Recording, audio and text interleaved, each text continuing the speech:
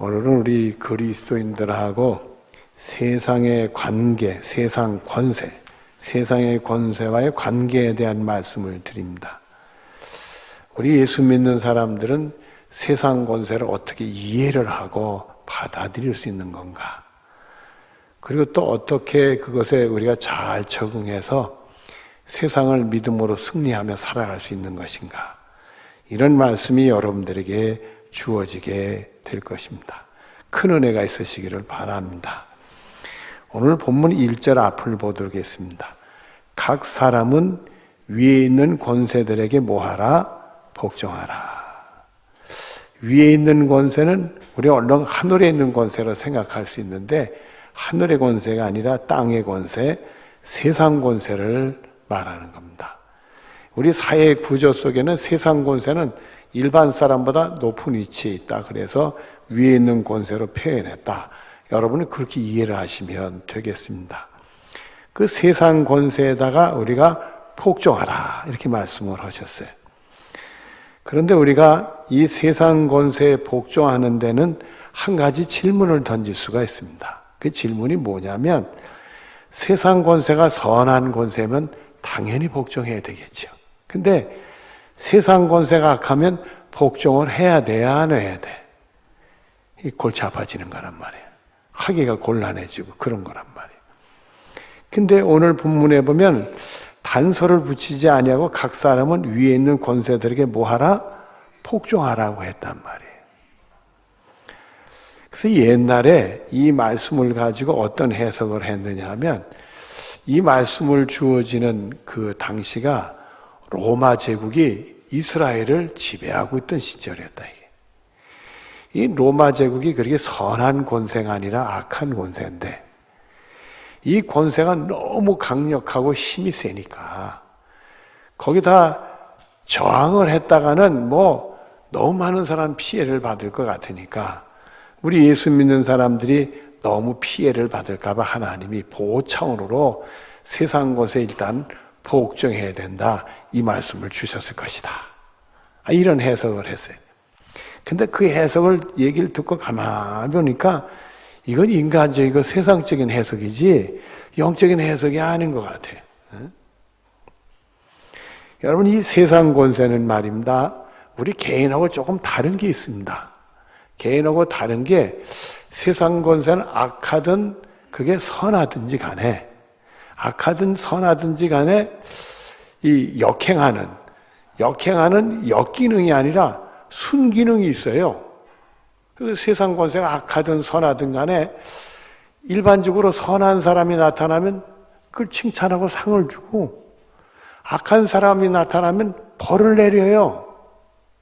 그러는 그게 악한 권세도 그런 기능을 가지고 있어요. 그걸 순기능이라고 하는데 여러분들 우리 북한 정부를 선하다고 봐요? 악하다고 봐요?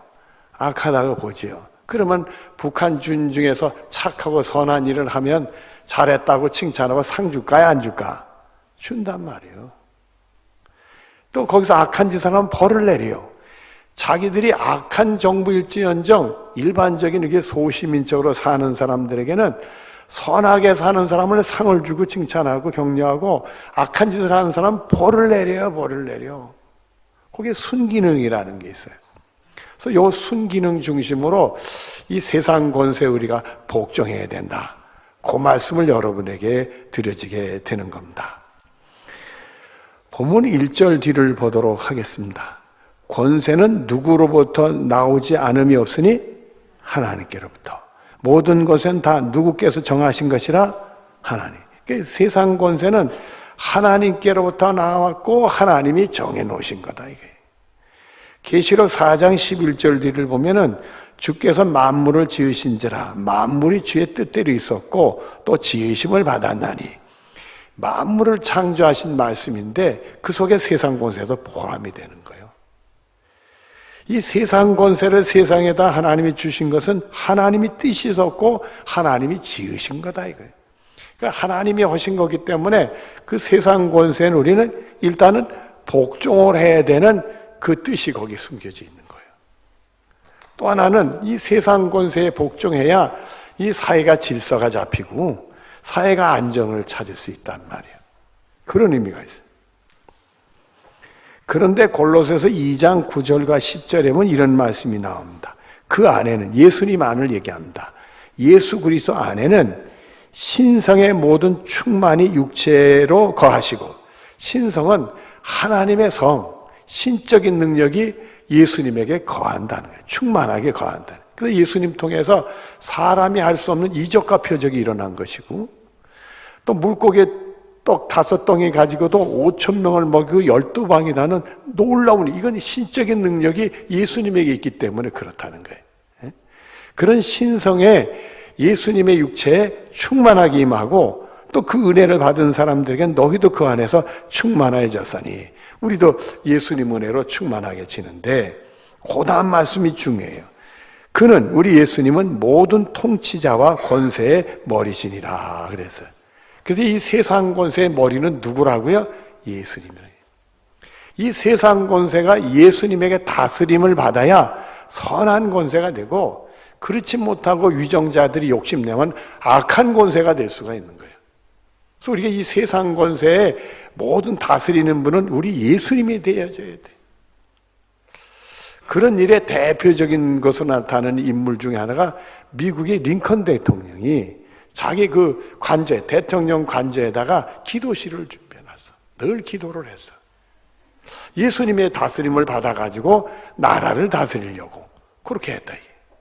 이게 선한 권세를 나타내는 거죠. 그러기 위해서 우리가 해야 될 일이 있는데, 디모데전서 2장 1절 뒤로 2절 앞에 보면 모든 사람을 위하여 간구와 기도와 도구로 감사함을 하되 임금들과 높은 지위에 있는 모든 사람을 위하여 하라 이렇게 했어요. 그래서 이 세상 권세의 지도자들이 있는가, 우리나라 같으면 대통령이라든지 그 여러 가지 대표적인 우리나라 인물들을 위해서 우리 예수 믿는 사람들은 기도를 해야 된다. 그래서 예수님의 다스림을 받아서 선한 세상 권세가 되어져야 되겠다. 기도를 해야 된다.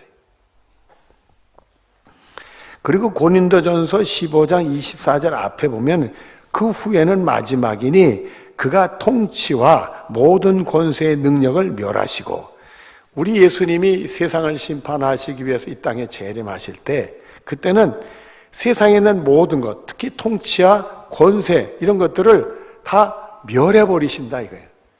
이제 하나님 나라가 임하니까 세상 권세가 필요 없어지는 거니까요.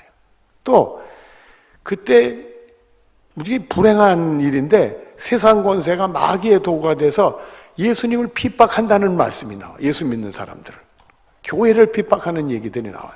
그러니까 우리 예수님 통해서 그게 다 멸망을 받게 된다, 이런 내용들의 말씀입니다. 오늘 본문 2절을 보도록 하겠습니다. 그러므로 권세를 거스리는 자는 하나님의 명을 거스림이니, 하나님이 세우시고 정하신 거고 지으신 거니까 거기에 우리가 복종을 해야 된단 말이죠. 거스리는 자는 심판을 자체하라. 세상 권세에 거스리는 자는 심판을 자체하게 된다. 여러분, 세상 권세는 하나님이 주신 게 있어요. 그게 뭐냐? 법이요. 세상 권세는 법이 있어. 이 법을 가지고 그 세상을 다스려. 그래서 그 법에 저촉되는 사람들, 죄 짓고 악한 짓 하는 사람들은 잡아다가 재판장에 세워놓고 그리고 벌을 내려. 세상 권세는 그 법이라는 거 가지고는 선한 것은 괜찮지만 악한 것을 벌을 하는 그런 권세의 능력이 있다, 이게. 본문 3절 앞을 보도록 하겠습니다. 다스리는 자는 선한 일에 대해서 무엇이 되지 않고, 안 보시나? 3절 앞에 다스리는 자는 선한 일에 대해서 뭐가 되지 않는다? 그렇지. 내가 선한 일하고 선하게 사는데 세상의 법에 걸릴 게 없으니까 두려울 것도 없이 살지요. 두려울 것 없이 살지만 그 다음에 악한 일에 대하여 되나니, 악한 짓 사람은 그 법에 딱 걸려가지고 그게 재판석에서 벌을 내리잖아요. 형벌을 내리잖아. 그래서 세상 권세는 선하게 사는 사람에겐 두려움이 안 돼. 그러나 악한 일하고 죄 짓는 사람들에겐 두려움이 돼, 두려움이 돼. 여러분들, 제가 들었는데요, 이 경찰 아저씨를 보고는 말입니다, 무조건 도망가는 사람이 생기면 그게 무슨 짓을 했는지 무슨 죄를 짓는지 알지 못하더라도 경찰이 쫓아가서 체포를 해야 된대. 그 법이 있어요. 여러분, 우리가 선한 일을 하면 경찰 아저씨를 보고 도망가야 안 도망가? 안 도망가지. 죄진 사람은 찔리면 도망가야 안 도망가? 도망가지. 예? 그래서 선하게 사는 사람은 세상 권세에서 두려웠고, 내가 법을 어긴 게 없으니까. 그러나 악한 일을 한 사람은 법을 어겼으니까 이게 두려움을 가지게 된다, 이게.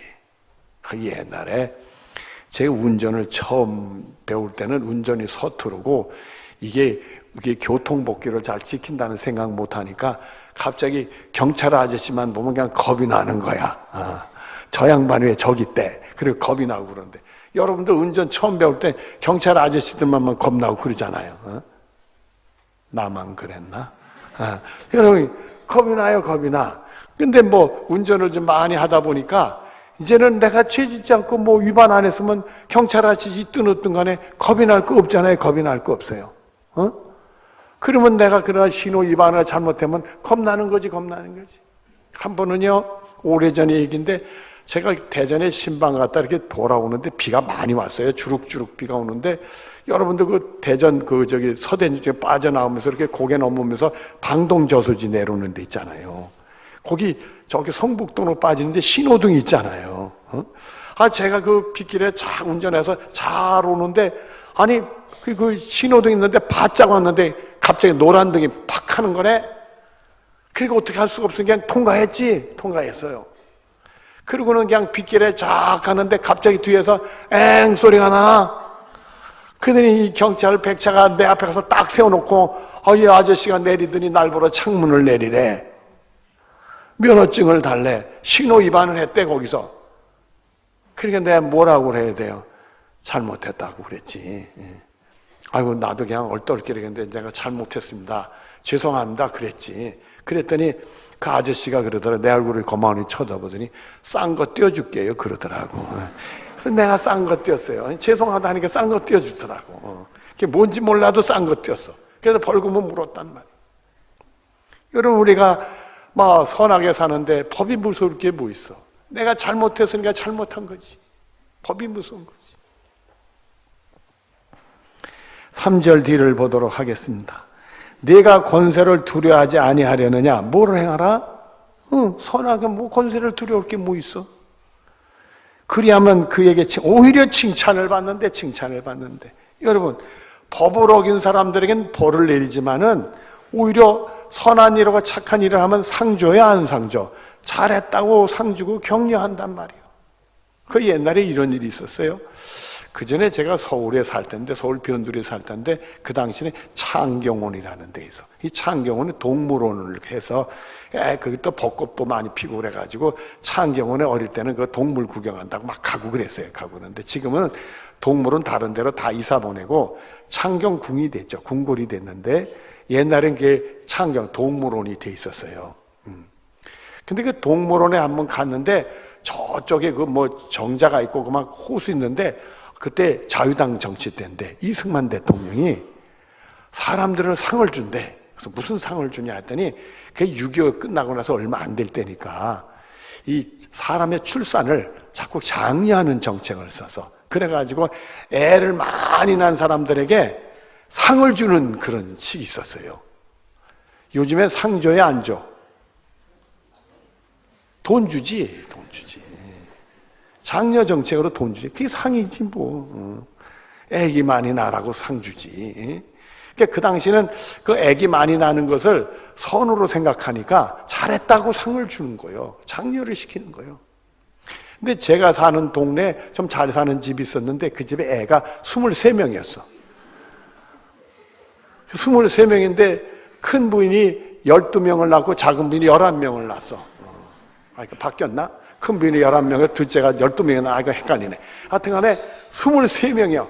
그 집이 상 받았는지 안 받았는지 그건 정확히 모르겠어요. 하여튼 간에. 그 당시에는 애기 많이 나면 상을 줬었어요. 상을 줬었어. 그러니까 그 사회가 법규를 가지고 규칙을 가지고 잘했다면 칭찬받고 상 주고 잘못하면 법정에 세워서 벌을 내린단 말이에요. 그런데 우리 예수 믿는 사람들이 꼭 기억을 해야 되는 말씀이 있어요. 이게 골로새서 3장 22절부터 23절에 나오는 말씀인데, 사람을 기쁘게 하는 자와 같이 눈가림으로 하지 말고 오직 주를 두려워하여 성실한 마음으로 하라, 이렇게 돼 있어요. 우리가 이 인간관계에서, 직장에서 뭐 동료라든지 또 아니면 상사라든지 사장님이라든지 이 사회생활에 하는 원리요, 그럴 때는 사람을 기쁘게 하는 사람만 기쁘게 하면 된다, 그런 식으로 살지 말고, 내가 예수 믿는 사람이니까 하나님께 영광 돌려야 되니까 하나님에 대한 경외심, 두려움을 가지고 성실한 마음을 해라, 이게. 직장생활 하면서도 성실하게 직장생활을 해야 된다, 이거요. 그리고 계속되는 말씀을 보면 무슨 일을 하든지 마음을 다하여 주께 하듯 하고 사람에게 하듯 하지 마라. 하나하나 일을 하면서도 우리는 사람 잘 보이려고 하고, 여긴 좀 안 보여도 괜찮다고 살짝 하고 이러지 말고 항상 주님께 하듯이 해라, 이거예요. 여러분, 우리가 항상 주님께 하던, 나를 위해 돌아가신 우리 예수님 생각하고 그 주님께 하면은 그 회사 사장님이 이뻐 볼까, 배기 싫어 볼까? 이뻐 보지. 사회에서도 우리가 성공할 수 있는 비결이 이 말씀이요. 그래서 우리는 사람을 기쁘시게 하는 게 아니라 주님을 두려워해서 성실함을 하고, 또 무슨 일을 하든지 마음을 다해서 죽게 하듯이 우리가 그렇게 해야 된다. 우리가 이 세상 권세를 향해서도 그래야 되는 거예요.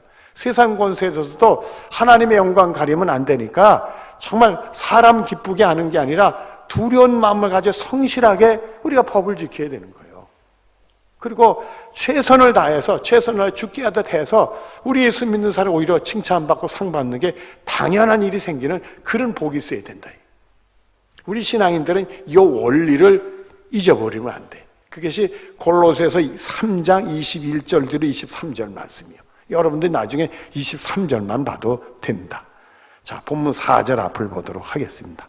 그는 하나님의 사역자가 돼, 누가요? 세상 권세가 하나님의 사역자가 돼서 내게 뭐를 베푼다? 선을 베푼다. 선한 것을 칭찬하고 사는 주니까 하나님의 사역자가 돼서 선하게 행하는 사람에게 그 축복하고 상을 준다, 이거요. 그 다음에 4절 뒤를 보면은, 그러나 악을 행하거든 두려워하라. 세상엔 법을 가지고는 엄격하게 악한 사람을 벌 내리니까 두려워하라. 그가 공연히 뭐를 가지지 아니하였으니 칼을 가지고 있다는 거예요. 죄짓고 악한 사람들을 잡아다 벌하는 칼을 가지고 있다, 이게요. 법의 칼을 가지고 있다, 이게. 그래가지고는 재판 속에 세워서 그 형을 내리지 않습니까? 형을 내니 칼은 베고 죽이는 거니까. 그래서 재판 속에서 이 사람은 몇 년을 감옥 살아야 된다, 이 사람은 사형이다, 이런 힘을 가지고 있다는 거예요, 세상 권세가. 그리고 곧 하나님의 사역자가 되어 악을 행하는 자에게 진노하심을 따라 보응하는 자다. 그렇게 엄격하게 악해서 죄진 사람들을 벌을 내려서는 그 악하고 죄짓는 길을 가지 아니하고 선한 길을 가서 칭찬받고 상받는 그런 길을 가라. 이 세상 권세가 그런 순기능을 가지고 하나님의 사역자의 일을 하고 있다, 이거예요. 하나님의 하실 일을 세상 권세가 그렇게 대신해서 하는 일이 있다, 이거예요. 그걸 우리가 말하면 이게 세상 권세의 순기능이다. 악한 권세든지 선한 권세든지 그 기능이 꼭 있어요. 크든지 작든지 있어서 그게 바로 세상 권세의 순기능이니까 우린 그걸 보고 세상 권세에 복종을 해야 된다, 이 말씀을 하시는 겁니다. 그리고 이제 본문 5절을 보겠습니다. 그러므로 복종하지 아니할 수 없으니 진노 때문에 할 것이 아니라, 세상 권세가 무서워서 할 게 아니라 무엇을 따라 할 것이니라? 양심. 우리 예수 믿는 사람들은 양심을 따라야 돼. 요 양심이 살아있어야 돼. 요 양심이 살아서 세상 권세가 무서워서 우리가 복종하는 게 아니라 내 양심이 정말 내가 선하게 살아야 되니까 복종하는 거라, 이게. 그래서 사도행전 24장 16절 뒤를 보면 항상 양심에 꺼리낌이 없도록 힘쓰라. 우리는 항상 양심에 꺼리낌 없이 사는 사람이 돼. 하나님이 주신 이 양심이 살아있어가지고 양심에 꺼리낌 없이 살아야 되는 거예요. 또 베드로전서 3장 16절 앞에 보면 선한 양심을 가져라. 우리는 항상 양심이 선해야 돼. 선한 양심을 가져라. 여러분, 그런데 선한 양심이 있으면 반대로 악한 양심이 있다는 거예요, 없다는 거예요? 있다는 거지. 성경에 보면 양심이 더러워지고 심하면 양심이 하얀 맞아가지고 양심이 죽어가지고는 그 양심에 걸리는 일을 하면서도 아무 실형도 안 하고 뻔뻔스러운 사람도 있을 수 있다. 그렇게 하면 안 되는 거지. 그러니까 우리는 선한 양심을 가져야 돼. 또 디모데전서 1장 19절 앞에 보면 믿음과 착한 양심을 가져라. 이번엔 착한 양심을 가져라. 선할 뿐만 아니라 착한 양심을 가지는데 믿음과 착한 믿음을 가지고 해라 이거예요. 하나님이 살아계시니까 하나님을 믿으면서 하나님이 역사하실 줄로 믿고, 그리고 우리는 선한 양심과 착한 양심을 가지고 살아야 된다. 여러분들은 선한 양심과 착한 양심을 가지고 사는 축복이 있어지기를 바랍니다. 내 양심이 살아있어야 된다. 이제 말씀을 정리하도록 하겠습니다. 베드로전서 1장 17절에 보면 외모를 보지 않고 각 사람의 행위대로 심판하시는 이들 너희가 아버지라 부른즉 너희가 나그네로 있을 때, 이 세상 살아갈 때 나그네로 있을 때 두려움을 가지고 지내라. 혹시 하나님 보시기에 우리가 잘못하면 안 되잖아요. 그래서 우리가 양심이 살아있나, 이게 제대로 선하고 착한 양심을 가지고 있나, 하나님을 경외하는 마음으로 두려움을 가지고 살아라. 또 요한일서 2장 28절 뒤를 보면 이는 주께서 나타나신 바 되면 그가 강림하실 때, 우리 예수님이 재림하실 때, 세상을 심판하실 때 우리로 담대함을 얻어 그의 앞에 부끄럽지 않게 하려 함이라. 이렇게 됐어요. 내가 양심이 살아있으면, 내가 선하게 살고 착한 양심을 가지고 살고 믿음으로 살았으면 하나님 앞에 부끄럽지 않고 담대하게 떳떳하게 쓸 수 있잖아요. 내 양심이 살아있어야 된다. 그러니까 여러분들은 앞으로 살아가면서 양심에 부끄럽지 않기를 바라요. 양심이 살아있기를 바라요. 하나님 앞에 부끄럽지 않은 삶을 사는 여러분들이 되어지기를 바랍니다. 기도하겠습니다. 사랑이 많으신 하나님 감사합니다. 은혜 중에 소중한 말씀 붙들어 싸우니 주님 은혜를 베풀어 주셔서 우리 양심을 우리가 돌아다보게 하시고 살아있는 양심이 되게 하시고 선하고 믿음과 착한 양심을 가지며 하나님께 부끄럽지 않은 삶을 살 수 있도록 역사하여 주시옵소서. 예수님의 이름으로 기도드리옵나이다. 아멘.